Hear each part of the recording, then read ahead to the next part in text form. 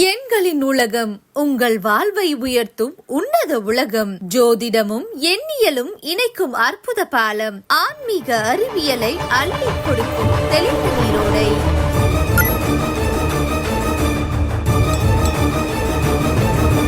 வணக்கம் நண்பர்களே, நான் உங்கள் ஆஸ்ட்ரோ கேஆர் சரவணன். எண்கணிதத்தை ஜாதகத்தோடு இணைக்கிறத பற்றி தொடர்ந்து பார்த்துக்கிட்டு இருக்கிறோம். இப்போது நமக்கு போன வருடத்தில் டெஸ்லா அவர்களுடைய 369 பிரம்மாண்டத்தை 369 நம்மளுடைய பிரபஞ்சத்தை எப்படி இயக்குது அப்படிங்கிறத நாம் விரிவாகவே பார்த்துருந்தோம். அப்போது மேல்நாட்டுக்காரங்க தான் இந்த 369 கண்டுபிடிச்சாங்களா, இந்துக்கள் எதுவுமே செய்யலையா, அவங்களோட ஆய்வில் 369 பற்றி எதுவுமே இல்லையா அப்படின்னு சொல்லிட்டு எனக்கு ஒரு கேள்வி வந்தது. அதனால் நான் இந்துக்கள் என்னென்னலாம் பண்ணாங்க ஜோதிட முறையில், இந்துக்களுடைய தத்துவங்களில் இதெல்லாம் நான் எடுத்து பார்த்தேன். அப்படி பார்க்கும்போது நிறைய விஷயங்கள் பிடிபட்டது. இந்தியர்களும் 369 ஃபாலோ பண்ணியிருக்காங்க அப்படிங்கிறது எனக்கு வெட்ட வெளிச்சமாச்சு. அதை உங்கள் கூட பகிர்ந்துக்கிறதுக்கு உண்டானதான் இந்த வீடியோ. இது உங்கள் லைஃபுக்கு ஹெல்ப்ஃபுல்லாகவும் இருக்கும், இதில் கண்டென்ட்டும் இருக்குது. சரியா? இப்போ பாருங்கள், பிரபஞ்ச ரகசியம்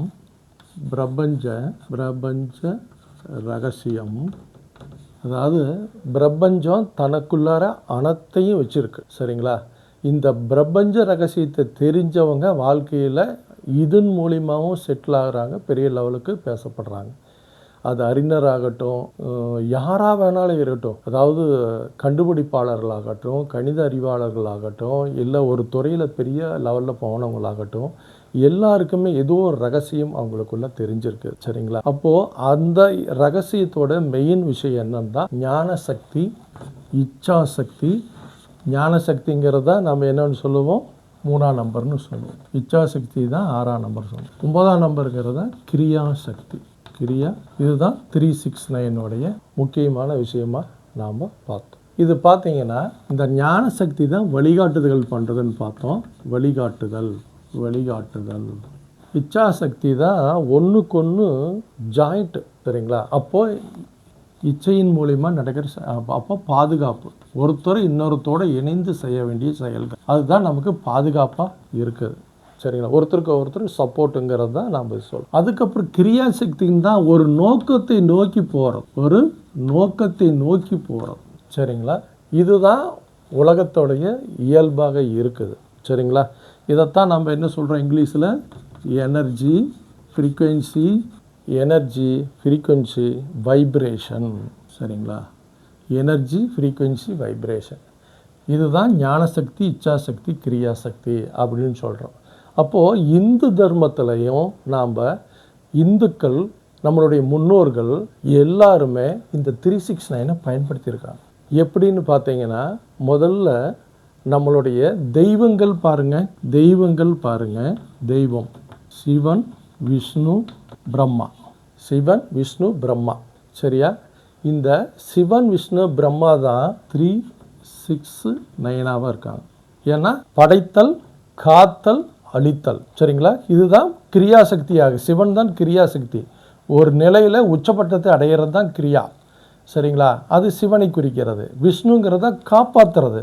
விஷ்ணு தான் படைத்தலுக்கு, இவர் பிரம்மா படைச்சாருன்னா விஷ்ணு தான் காத்தலுக்குரிய தருவான். காத்தலுக்குரிய தெய்வம் விஷ்ணு தான். சரிங்களா? அப்போ இதுதான் பாதுகாப்பு கொடுக்குது. விஷ்ணு கும்பிட்டா தான் லைஃப்பில் பாதுகாப்பு கிடைக்குன்னு சொல்கிறோம் இல்லையா? அதுதான். அப்போது நம்ம ஆளுங்க தமிழர்கள் ஸ்பெஷல், எப்பயுமே பிரம்மாவுக்கு அடுத்தது நேராக சிவன் தான். சரிங்களா? சிவத்தத்துவம் தான் சைவம், வைணவம் விஷ்ணு தத்துவம். அப்போ சிவ வைணவ தத்துவங்கள் 369 தான் இருக்குது. இதில் பாருங்கள், இந்த பிரம்மாவுக்கு எங்கேயுமே கோயில் இல்லை. ஏன் அப்படின்னு பார்த்தீங்கன்னா, இந்த 3ங்கிறது கல்வியை குறிக்கிறது. இது செல்வத்தை குறிக்கிறது. இது வீரம், செறிவு, ஆற்றல் என்ன வேணாலும் எடுத்துக்கலாம். அதாவது அந்தந்த காலகட்டத்தில் நமக்கு கிடைக்கக்கூடியதாக இருக்குது. சரிங்களா? இப்படி சொல்லலாம், வீரமும் செறிவுன்னு சொல்லலாம். அதாவது மிகப்பெரிய ஒரு லெவலுக்கு போகிறது தான் இந்த 9ங்கிறது. இப்போ பாருங்கள், இந்த கல்விங்கிறது பாருங்கள், கல்விக்கு அதிபதி யார்? சரஸ்வதின்னு சொல்கிறாங்களா? செல்வத்துக்கு அதிபதி லட்சுமின்னு சொல்கிறாங்களா?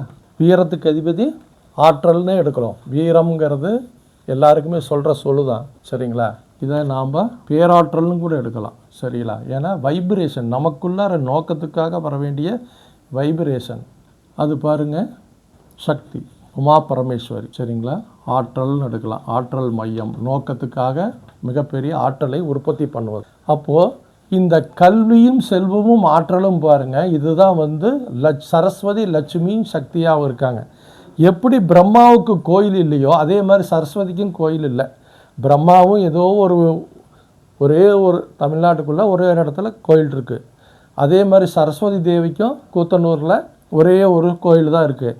ஆனால் இவங்க 2 பேர்த்துக்கு உலகம் பூரா இருக்குது, இந்தியா பூரா இருக்குது, சரிங்களா? ஏன் அப்படி இருக்குது அப்படின்னா, இந்த கல்வி அப்படிங்கிற விஷயம் மறைபொருளாக இருக்கிறது. கல்வியை வெளியே காட்ட முடியாது. செல்வத்தை காட்டலாம், ஆற்றலை காட்டலாம், சரிங்களா? ஆனால் கல்வியை நம்மளால் காட்ட முடியாது, வெளிப்படுத்தத்தான் முடியுமே தவிர நீங்கள் என்ன படிச்சிருக்குன்னு சொன்னீங்கன்னா அதெல்லாம் மனப்பாடம் பண்ண சொல்கிறதெல்லாம் இல்லை. சில கல்வி அறிவுங்கிறது மறைத்தல், கல்வி அறிவுங்கிறது மறைமுகமாக இருக்கிறது. இந்த மறைமுகமாக இருப்பதனால தான் பிரம்மாவுக்கு கோயில் கிடையாது, பிரம்மாவுக்கு கோயில் கிடையாது, சரிங்களா? இங்கே செல்வம், பணம் வேணும், எல்லாரும் செல்வத்தை நோக்கி தான் ஓடுறான். அப்போ செல்வத்தை நோக்கி போடுறதுனா விஷ்ணு பெருமாள் கோயில் தான் இந்தியா பூரா இருக்குது. லட்சுமி இல்லாத கோயிலே இல்லை. சிவன் கோயிலையும் லட்சுமி வழிபாடு இருக்குது, சிவன் கோயிலையும் லட்சுமி இருப்பாங்க, சரிங்களா? அதே மாதிரி இந்த சக்தி வடிவமும் சிவன் வடிவமும் ரொம்ப ஸ்பெசிஃபிக்காக இருக்கும், சரிங்களா? மிகப்பெரிய ஆற்றல் வேணுங்கிறவங்க தான் அந்த பரமேஸ்வரியை கும்பிடுவாங்க, சரிங்களா? ஏன்னா பரமேஸ்வரிகிட்ட போயிட்டா ரொம்ப எக்ஸ்ட்ரீமாக போகணும். சிவன்கிட்ட போகணுன்னா ரொம்ப ப்ராப்பராக போகணும். அப்படி போனீங்கன்னா உங்களை அந்த லெவலுக்கு கொண்டு போய் விட்டுருவார். இந்த கல்வியாக செல்வமாக வீரமாக இதிலே பார்த்தீங்கன்னா அந்த சக்தியுடைய ஆற்றல் மிக அளப்பரிதாக இருக்கும், சரிங்களா? ஆற்றல் ஏறி இது. இப்போ இதுதான் பாருங்கள், இது அழகாக இதை வச்சுருக்காங்க 369க்கு இந்த பிரம்மா சிவன் விஷ்ணு அப்படிங்கிறது. அதை அப்படியே பெண் தெய்வங்களாக எடுத்துக்கிட்டிங்கன்னா அப்படியே இதாகும். இதே பாருங்கள், நம்மளுடைய வயது பாருங்கள், ஒரு மனித உடலில் 25, 50, 75, அதாவது ஒரு மனிதனுக்கு சராசரி ஆயுள் 75 வயசுன்னு நம்ம எடுத்துக்கிட்டோம்னா அதை 3 பிரிவாக பிரிச்சுக்கோம்னா, இப்போ இந்த 25 வயசு வரைக்குமே தன்னை சார்ந்த வாழ்க்கை, அதாவது அப்பா அம்மாவை சார்ந்து தான் வாழ்கிறோம். 25 வயசு வரைக்கும் அப்பா அம்மா, குரு, சரியா, இவங்களை சார்ந்து தான் நம்ம வாழ்க்கை பயணம் ஓடுகிறது இல்லையா? தனித்து இயங்கிறது இல்லை. நாம் இந்த கல்வி தான் இதில் பிரதானமாக இருக்குது, கல்வி தான் பிரதானமாக இருக்குது. 25 வயசு வரைக்கும் நம்ம தனித்து இயங்கிறதில்ல. அப்பா அம்மாவுடைய நிழலில் நாம் மறைமுகமாக வளர்கிறோம், சரிங்களா? நாம் இண்டிபெண்ட்டாக இல்லை. இந்த 25லேருந்து 50 வயசுக்குள்ளே பாருங்கள், இப்போ தான் கல்யாணம், குழந்தை குட்டி, சம்பாதிக்கணும், ஓடணும், வீட்டை சேர்த்தணும், அதை சேர்த்தணும், வண்டி வாங்கணும், அதை வாங்கணும், இதுமான்னு சொல்லிவிட்டு 50 வயசு வரைக்கும் செல்வத்தை நோக்கி ஓடிக்கொண்டு இருக்கிறோம், செல்வத்தை நோக்கி ஓடிக்கொண்டு இருக்கிறோம், சரிங்களா?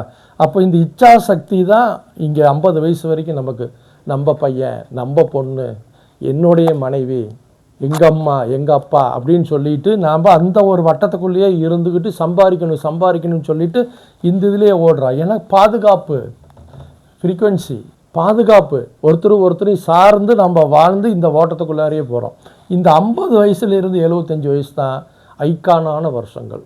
50 வயசுக்கு மேலே கண்ணதாசன் ஒரு பாடலில் சொல்கிறாரு, அர்த்தமுள்ள இந்த முகத்தில் சொல்கிறாரு, 50 வயசு பிறந்த உடனே கொண்டாடணுமாமா, 60 வயசு பூர்த்தி அடைஞ்ச உடனே கொண்டாடணுமாமா. ஏன்னா 50 முடிஞ்ச உடனே 50 வயசு ஆரம்பிச்சிருச்சுனாவே ஒரு குதூகலம் வரணுமாமா. தனக்குன்னு நான் வாழ போகிறேன், என்னுடைய அறிவு ஞானத்தை அடைய போகுது, அறிவு ஞானத்தை அடையிறதுக்கு நான் வாழ போகிறேன் அப்படின்னு நாம் ஆரம்பிக்கணுமா. 60 வயசுங்கிறது நம்ம சர்க்கிளில் ஒரு முடிகிற வயசு. அப்போ 60 வயசு எல்லா கிரகங்களும் நம்மளை சுற்றி ஆண்டுட்டு போயிடுது. 9 கிரகங்களும் 12 கட்டத்தின் வழியாக நம்மளை எல்லாம் ஆண்டு அனுப்பிச்சிட்டு போகுது. ஒரு 60 வருஷம் ஒரு சர்க்கிள். அதனால தான் 60 வயசு முடிஞ்சோடனே சஷ்டியத்தை பூர்த்தி நம்ம கொண்டாடுறோம், சரிங்களா? அப்போது இந்த 60லேருந்து 50லேருந்து 75 வரைக்கும் தான் நம்ம ஆற்றலை பெருக்கி நாம் சமுதாயத்துக்கு என்ன பண்ண முடியும், அப்படிங்கிறத கண்டுபிடிப்பு மூலம் போகிறோம். இது வந்து நம்ம குழந்தைங்க, நம்ம ஒய்ஃபு, என் அண்ணன், என் தம்பி இப்படின்னு வாழ்கிற உலகம். அப்போ வயதுலேயே பாருங்கள் 25, 50, 75ங்கிறது எவ்வளோ ஒரு இதாக இருக்குது. அதுவும் 369 தான் இருக்குது. அடுத்து ஒன்று பாருங்கள், நாம் அடுத்து ஒரு விஷயம், மனிதனுடைய வயதை இப்போ பிரித்தோம். மனிதனுடைய இதை பிரிங்க பாருங்கள், தலை, உடம்பு, கால். சரிங்களா? தலை, உடம்பு, கால், இதை பிரிங்க. இதுலேயும் பாருங்கள் 3, 6, 9 இதுதான் ஓடும். மனித உடம்பு இப்போ கால்களுக்கு நம்ம முக்கியத்துவமே கொடுக்கறதில்ல. மூட்டு வலியும் அது இது வந்தால் தான் கால்களுக்கு முக்கியத்துவம். இல்லைன்னா அது பாட்டுக்கு ஓடிட்டு இருக்கும், வரும் போகும், வரும், நடக்கும், ஓடும், எல்லாம் பண்ணும், அது பாட்டுக்கு இருக்கும் 25 வயசு வரைக்கும். அது அப்படியே இங்கே பொருத்தி பாருங்கள். காலுக்கு நம்ம எந்த ஒரு முக்கியத்துவம் கொடுக்க மாட்டோம், அப்படியே நம்ம போயிட்டுருப்போம். இந்த உடம்புக்கு தான் எல்லாமே பாதுகாப்பு பண்ணுவோம். என்ன சாப்பிட்றது, என்ன சாப்பிடக்கூடாது, எதை எடுத்துக்கணும், ஜீரணமாகுது, ஜீரணமாகலை, நெஞ்சு வலிக்குது, அது ஆகுது, இதாகுது, எல்லாத்தையும் பார்த்து பார்த்து செய்கிறது இந்த பாதுகாப்பு உடம்புக்கு தான். ஆனால் இது எல்லாத்தையுமே இயக்கக்கூடியது மூளை இங்கே தான் இருக்குது, தலையில் தான் இருக்குதுங்க. மூளை தலையில் தானே இருக்குது. அப்போது இங்கேயும் 369 எப்படி இருக்குது பாருங்கள். இது எல்லாமே கண்ட்ரோல் கொண்டு வர்றது இது தானே, 9ங்கிறது தானே, சிவன் தானே எல்லாத்தையும் கண்ட்ரோல் பண்ணுறது. அந்த வைப்ரேஷன் ஆற்றலை கொடுக்கக்கூடியது இங்கே 369ல். இங்கே கால்களாகவும் உடம்பாகவும் மூளையாகவும் இருந்து எல்லாத்தையும் கண்ட்ரோல் பண்ணிக்கிட்டு நமக்கு இது கொடுத்துட்டு போகுது. சரிங்களா? இதை பார்த்து அவ்வளோ ஆச்சரியமாக இருக்குது. எதுலேயும் நம்மகிட்ட இருக்குது, நாம் பார்க்குறோம் பார்க்கலைங்கிற பார்வையில் தான் இதாக இருக்குது. சரிங்களா? அதே மாதிரி பாருங்கள், இன்னொரு ஐட்டம் பாருங்கள், வேறு, பூ, பழம், இதுவும் 369ல் தான் இருக்குது பாருங்கள். இப்போது ஒரு விதையை நாம் இது தண்ணி ஊற்றி வளர்க்குறோம்.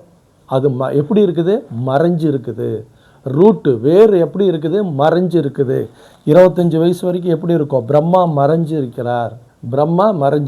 அப்போ வேர் பாருங்கள் மறைஞ்சு இருக்குது. ஆனால் அதுதான் பேஸு, அதுதான் நமக்கு பேஸு. எல்லா சக்கரத்துக்குமே ஒரு செடி மரமாகுது அப்படின்னா விதையிலிருந்து தான் உருவாகுது. அப்போ எல்லாருக்குமே இளமை பருவம் ரொம்ப முக்கியம். விதை தான் நமக்கு விருட்சமாக மாறுது. அப்போ விதை பண்பு எங்கே இருக்குது, வேர்லேருந்து ஆரம்பிச்சிருது. விதையிலிருந்து வேராகி வேர்லேருந்து பூவாக மாறுது, பூவாக மலருது. அப்போ பூவாக மலரும் போது அதனுடைய தன்மை வருதுல்ல, செடி வருது, கிளைகள் வருது, கிளைகள் எல்லாம் வந்துட்டு அதனுடைய பவர் எது கொடுக்குது, பூ தான் கொடுக்குது. செடிகளுடைய வளர்ச்சி பூவில் இருக்குது. சரிங்களா? அந்த பூவாக மலர்கிறோம், விஷ்ணுவாக, பாதுகாப்பாக, ஃப்ரீக்குவன்சியாக ஒருத்தர் இணைஞ்சி எத்தனை பூ விடுது ஒரே கலரில். ஒரு செடியில் ஆயிரக்கணக்கான பூக்கள் இல்லையா? அந்த பூக்கள் மலர்ந்து மனம் வீசுது. அந்த செடிக்கே, ஒரு மரத்துக்கே, செடிக்கே, கிளைக்கே ஒரு பெரிய பாதுகாப்பையும் இதையும் கொடுக்குது, உணர்வையும் சந்தோஷத்தையும் கொடுக்குது. ஆனால் அந்த பூ அப்படியே இருந்துறதில்ல, எல்லா பூவும் காயாகி கனியாகுது. எல்லா பழமும் எல்லா பூவுமே காயாகி கனியாகுது. அப்போது ஒரு மரத்தினுடைய விஷயம் வேர்லிருந்து ஆரம்பித்து கனியாக முடிவதில் தான் இருக்கிறது. அதுதான் 369. நமக்குள்ளார ஒரு ஆற்றலை உருவாக்கி நாம் அந்த பேருண்மையை கண்டுகிட்டு, ஏன்னா மனித உடலும் ஆகட்டும், பிரபஞ்சமும் ஆகட்டும், நம்ம ஏதோ பிறந்தால் வாழ்ந்தோம்னு இல்லாமல் ஒரு நோக்கத்துக்காக படைக்கப்பட்டிருக்கு. அந்த நோக்கத்தை அடையிறது தான் நமக்குடைய விஷயம். இது அழகாக நமக்குள்ளார இருக்கத்தான் செய்கிறது. நாம் அதை உணரலை, அதையா நாம் பார்க்கல, அதுவா நாம் பார்க்கல. சரிங்களா? அப்போது அந்த வைப்ரேஷனால் தான் அந்த பூ பழமாக மாறி அந்த பழத்தினால தான் நமக்கு எல்லாம். அப்போ எல்லாருமே பழமாக மாறணும், அதை நோக்கி தான் நம்ம பயணம் இருக்கணும். 50 வயசுக்கு மேலே உலக நோக்குக்காகவோ மக்களுக்காகவோ ஏதோ ஒன்று செய்யணும் அப்படிங்கிற உணர்வு நம்ம கொண்டு வரணும். சரிங்களா? அப்போ தான் நமக்குள்ளார நாம் மலருவோம். அதை நோக்கி தான் நம்ம விஷயங்கள் இருக்குது. அடுத்து பாருங்கள், நம்மளுடைய நாடிகளும் பாருங்கள், சூரிய நாடி, சந்திர நாடி, சமான நாடி அப்படிங்கிற சொல்கிறோம். சரிங்களா? சுழி முனைன்னு சொல்கிறோம். இது 3ஆக இருக்குது. இதுவும் 369 தான் இருக்குது. 369 இருக்கிறது. சூரிய முனையை சூரிய நாடிங்கிறது இதுதான். சரிங்களா? அப்போ சூரிய நாடில் மூச்சு வந்துகிட்டு இருந்தால் அது ஒரு தன்மை, சந்திரன் அது ஒரு தன்மை. சுழிமுனையில் போகும்போது தான் நம்மளுடைய ஆகனா விழிப்புணர்வு இல்லையா? ஏன் மலை மேலே எல்லா தெய்வத்தையும் வச்சான்? முருகன் கோயில் ஏன் மேலே இருந்தது? அந்த ஆகனா விழிப்புறதுக்காக. மலை மேலே நடந்து ஏறும்போது நமக்கு சுழிமுனை ஓடும். சரிங்களா? அந்த சுழிமுனர் தான் நம்முடைய நோக்கம் நிறைவேறுது. அந்த நோக்கத்துக்கு பாருங்க 9 சுழிமுனை, 9 கிரியாசக்தி. அந்த கிரியாசக்தி நமக்குள்ள உருவாகிறது தான் அங்கே இது. அதுக்கு தான் நாடியிலையும் 369 தான் வச்சுருக்கான். ஆனால் நாம் அதுவாக பார்க்கல. சரிங்களா? இது மட்டும் இல்லை, இந்துக்கள் தமிழர்கள் பயன்படுத்திய சில விஷயங்கள்லையும் அந்த 369 தான் வச்சுருக்காங்க. ஆச்சரியமாக இருக்கு. பார்க்கலாங்க அதையும். இப்போ பாருங்க, இந்த இது எடுத்துக்குங்க. அடுத்து பாருங்க, இங்க மழை வருதுல்ல, இந்த மழை வர்றதுக்கு முன்னாடி ஒளி, அதுக்கப்புறம் மேகத்துல என்ன இருக்குதுங்க? இடி இடிக்குது, மின்னல் வெளிச்சம் வருது. அதனால விளைவு என்ன நடக்குது? மழை வருது. இங்க பாருங்க, ஒளிங்கிறது சத்தம், இந்த ஒளிங்கிறது வெளிச்சம். சரிங்களா? அப்போ நமக்கு இங்கேயும் 369 தான் இருக்குது. இது மழை தான் விளைவு, மழை தான் விளைவு. சரிங்களா? நாம் ஒளி இதுன்னு தான் பார்க்குறோம். அதனால் கிடைக்கக்கூடியது என்ன? மழை வருது. சரிங்களா? அப்போ இந்த 2 ஆற்றலை நாம் கரெக்டாக செயல்படுத்தும் போது இங்கே மழைங்கிறது கிடைக்கிது. அதனால தான் சுழிமுனைங்கிறதுக்கு வர்றதுக்கு முன்னாடி சூரியக்கலையும் சந்திரக்கலையும் நாம் ஆக்டிவேஷன் பண்ணுறோம். பிரஞாமம் பண்ணும்போது அதை ஆக்டிவேஷன் பண்ணி இது பண்ணுறோம். அதே மாதிரி பாருங்கள், இந்த பிரஞாமத்தில் 369 தான் உள்மூச்சு 6 தடவை, வெளிமூச்சு 18, நிறுத்துறது ஒரு கணக்கு. 369 தான் அது பண்ணுவாங்க. 369 தான் வெளிமூச்சு உள்மூச்சு எடுக்கிறதும் நிறுத்துறதும் வெளிமூச்சு விடுறதுலையும் பண்ணணும். அப்படி பண்ணிங்கன்னா மூச்சு சிறப்பாகும். சரிங்களா? இது இப்படி தான் இது ஒர்க் அவுட் ஆகுது. அதுக்கப்புறம் பாருங்கள், நம்ம முன்னோர்கள் பாருங்கள், உயிரெழுத்துக்கள் அப்படின்னு கண்டுபிடிச்சாங்க இல்லையா? உயிரெழுத்துக்கள் 12, மெய்யெழுத்து 18 இல்லையா? இப்போது உயிரெழுத்துக்கள் மெய்யெழுத்துக்கள் சேர்ந்தது உயிர்மெய் எழுத்துக்கள். இதுவும் பாருங்கள், எல்லாமே 369 தான் இருக்கும். 39 தான் இருக்கும். ஏன் 39 இருக்குது? நம்மளுக்கு சைவர்கள், தமிழர்கள் சைவர்கள் தான் ஜாஸ்தி, வைணவர்கள் பின்னாடி தான். அப்போது அவங்க 6 விட்டுட்டாங்க. சரிங்களா? 36 வச்சு தான் உயிரெழுத்துக்களையும் மெய்யெழுத்தையும் சேர்த்து உயிர்மெய் எழுத்து கொடுத்தாங்க. அதுவும் பாருங்கள் 3, 6, 9 தான் இருக்கணும். 6 வரல. 6 தான் நாம் மனிதர்கள். சரிங்களா? நாம் தான் இதை யூஸ் பண்ணுறோம். புரியுதுங்களா? அப்போது யூஸ் பண்ணுறது பாருங்கள், சைவ சித்தாந்தத்தில் 3, 9 தான் கொண்டு வந்திருக்கான். ஆச்சரியமாக இருக்குது. சரிங்களா? அதே மாதிரி பாருங்கள், ஆழ்வார்கள் எடுத்துக்கிட்டிங்கன்னா 12 பேர், நாயன்மார்கள்னு எடுத்துக்கிட்டிங்கன்னா 63 பேர். சரிங்களா? சித்தர்கள் எடுத்துக்கிட்டிங்கன்னா 18 பேர். ஏன் இதெல்லாம் மாற்றி போட்டிருக்கக்கூடாதா? என்ன உயிரெழுத்து 20ன்னு வைக்கக்கூடாதா? மெய்யெழுத்துன்னு வைக்கக்கூடாது? ஏன் வச்சுருக்காங்க? இதைத்தான் நாம் இது பண்ணணும். அப்போது இந்துக்கள் தமிழர்கள் எந்த அளவுக்கு இந்த எழுத்துக்கள் எத்தனை வச்சா அது சிறப்பாக வாழ்வாங்கு வாழும். இந்து தர்மம் தான் உலகத்துக்கு தலையான தர்மமாக இருக்குது. அது தமிழர்கள் எங்கே போனாலும் நாம் வாழ்ந்துக்கிட்டு இருக்கோம். அப்போ தமிழர்களுடைய எழுத்துக்களை நம்ம எப்படி அமைச்சிருக்காங்க பாருங்கள். ஏன் ஆழ்வார்கள் 20 பேராக இருக்கக்கூடாதா? ஒரு 15 பேர், ஒரு 10 பேர் இருக்கக்கூடாதா? ஏன் கரெக்டாக 12 பேருன்னு சொல்கிறான்? ஆழ்வார்களே மொத்தமே 12 பேர் தானே இருப்பாங்க. ஒரு 30 பேர் 40 பேர் வரக்கூடாதா? ஏன் அந்த சக்திக்குள்ளார போகிறாங்க? நாயன்மார்கள் 63 பேர் தான். சேக்கிழாரை சேர்த்து 64 நாம் வச்சுக்கிட்டோம். பெரிய புராணம் நாயன்மார்களுடைய வரலாறை சொன்ன பெரிய புராணம் திருத்தொண்டர் புராணம் சேக்கிழார் எழுதுறதுனால அவரை ஒருத்தரையும் சேர்த்து 64 சொல்லிக்கிறோமே தவிர, ஆனால் வரலாறு யார்? 63 நாயன்மார்களை பற்றி தான் வரலாறு. இதையும் கூட்டினீங்கன்னா 9 தான் வரும். அங்கே பார்த்தீங்கன்னா 12 அடியார்களை பற்றிய தொடர்பும் இருக்குது. அதில் பெரிய புராணத்தில் 12 அடித்தொண்டர்கள்னு சொல்கிறாங்க. அந்தகளுடைய 12 பேர்த்தோட விஷயத்தையும் அங்கே கொடுத்துருக்கிறார் அவர். அதே மாதிரி சித்தர்கள் எத்தனையோ சித்தர்கள் இருக்கிறதெல்லாம், ஆனால் அந்த 18 சித்தர்களுக்குள்ளே தான் வரும். சித்தர்கள் 18 சித்தர்கள். எப்படி இதெல்லாம் ஆச்சரியமான ஒரு ஜாயிண்ட்டாக இருக்கா இல்லையா? அப்போ ஏதோ ஒரு உண்மை இருக்குது. இதெல்லாம் நான் ஏன் தெரிஞ்சுக்கிறோம் அப்படின்னு பார்த்தீங்கன்னா, நம்மளுடைய வாழ்க்கை முன்னேற்றத்துக்கு இந்த 369 எப்படி பயன்படுத்துறது, அதை நோக்கி தான் என்னுடைய பயணம். சரிங்களா? அதன் தொடர்ச்சிகள் தான் இதை ஒவ்வொன்றா உங்களுக்கு சொல்லிட்டு வரேன்.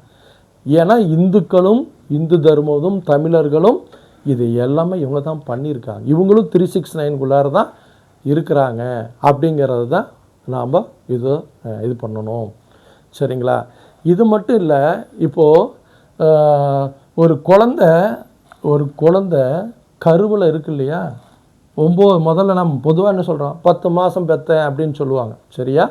10 மாதம் நாம் சொல்லுவோம். ஆனால் சயின்ஸ் பிரகாரம் 9 மாதம் தான் நம்ம கருவில் இருக்கிறது.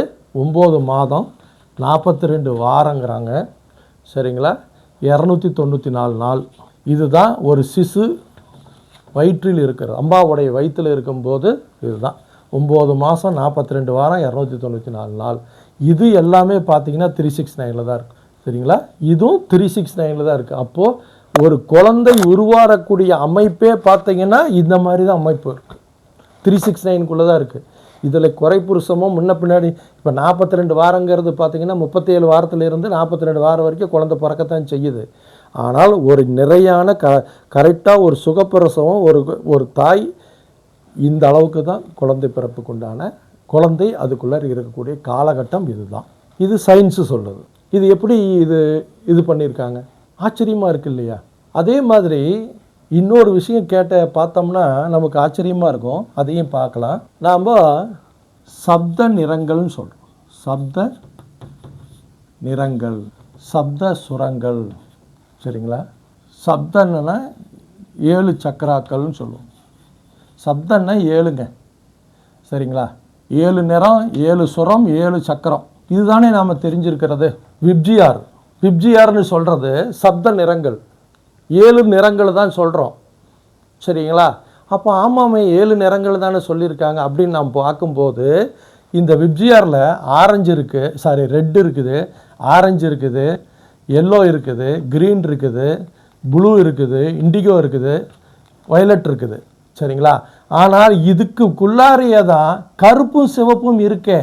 கருப்பும் வெள்ளையும் விப்ஜிஆர் தோன்றுது. எங்கே தோன்றுது? வானத்தில் தோன்றுது. ஒரு பக்கம் இருட்டாக இருக்குது, ஒரு பக்கம் வெள்ளையாக தான் இருக்குது. அப்போ வெள்ளையும் கருப்பு சேரணுமே. அப்போ நிறங்கள் 9 தானே. இந்த விப்ஜிஆருக்குள்ளே கருப்பு வெள்ளை வராதே.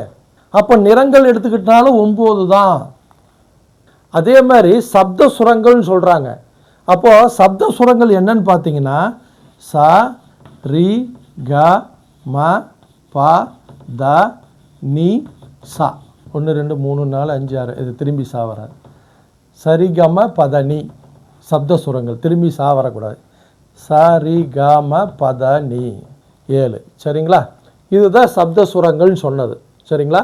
இதில் இருந்து தான் பல்லாயிரக்கணக்கான ராகங்கள் உருவாகுது, இசை கோருவிகள் உருவாகி லட்சக்கணக்கான ஆயிரக்கணக்கான பாடல்கள் உருவாகுது.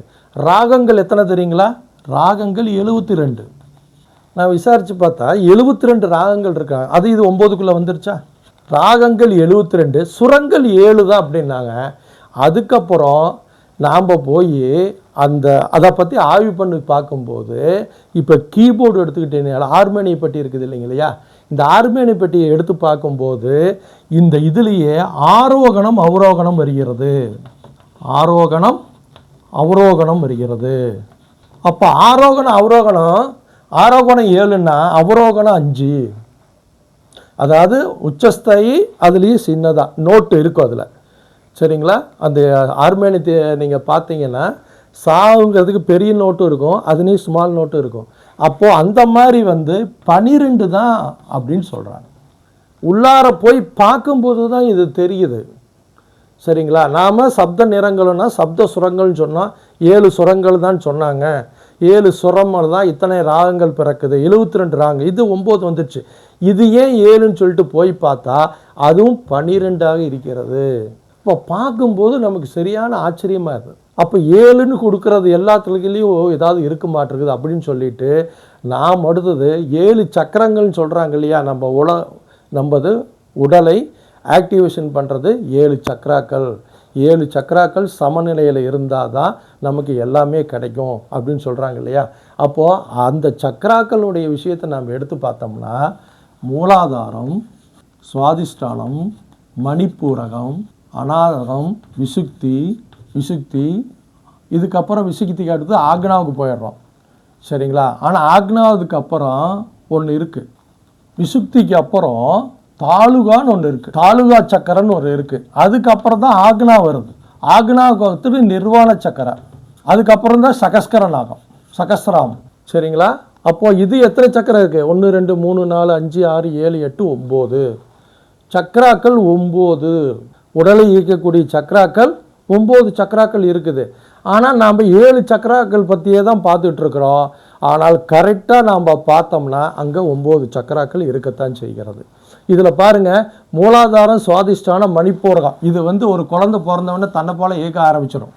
சரிங்களா? இதுதான் பிரம்மா, இதுதான் பிரம்மா. பிரம்மாவுக்கு இது கிடையாது, அப்போ வழிபாடு கிடையாது. ஏன் பாருங்கள், மூலாதாரம் தன்னை போல் அந்த அது மூலாதாரத்தில் என்ன வருங்க, சுக்லமும் இதுவும் சுரேனியமும். சரிங்களா? அதாவது ஆண் பெண்ணுடைய விந்துவும் இதுங்க தாதுவும். சரிங்களா? அதே மாதிரி சுவாதிஷ்டானம் தான் வந்து உறுப்புகள் வந்து கரெக்டான வழியில் செயல்படுறது. சரிங்களா? இதில் மணிப்பூரகம் பார்த்திங்கன்னா தன்னை எறிகிறது, ரெண்டாவது வந்து ஜீரண உறுப்புகள் எல்லாமே சரி பண்ணுறது, தன்னை உணர்ந்துக்கிட்டு எப்படி சம்பாதிக்கணும்னு எல்லாம் பார்க்குறது எல்லாமே மணிப்பூரகம். அப்போது இந்த 3 பாருங்கள், ஒரு மனிதன் பிறந்த உடனே அது செயல்பட ஆரம்பிச்சிருமா.